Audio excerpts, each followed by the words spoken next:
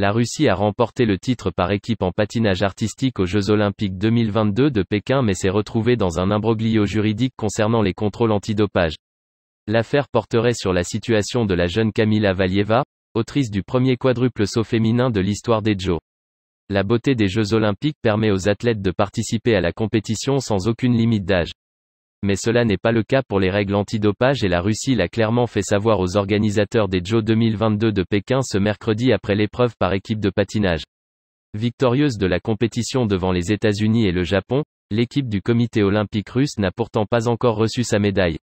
Selon les informations du site Inside the Games, la cérémonie de remise des médailles a été reportée en raison d'un imbroglio juridique autour des tests antidopage d'un athlète russe. Le problème serait directement lié à Kamila Valieva, engagée pour l'épreuve féminine. Une situation qui interroge alors que la prodige russe de 15 ans a marqué les esprits en devenant la première femme de l'histoire de sa discipline à réussir un quadruple saut, et à 2 reprises, lors des Jeux Olympiques en Chine. Sans toutefois préciser ou même suggérer un potentiel test positif de la jeune femme, son âge ferait d'elle une personne protégée, selon les règlements de l'Agence mondiale antidopage. Dans les faits, puisqu'elle est mineure, Kamila Valieva ne peut pas légalement être identifiée de manière formelle dans le cadre des protocoles antidopage.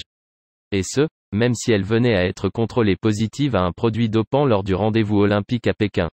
La divulgation publique obligatoire requise à l'article 14.3.2 ne sera pas exigée lorsque le sportif ou l'autre personne qui a été reconnue coupable de violation des règles antidopage est un mineur, une personne protégée ou un sportif de niveau récréatif, prévoit le Code mondial 2021 de l'antidopage.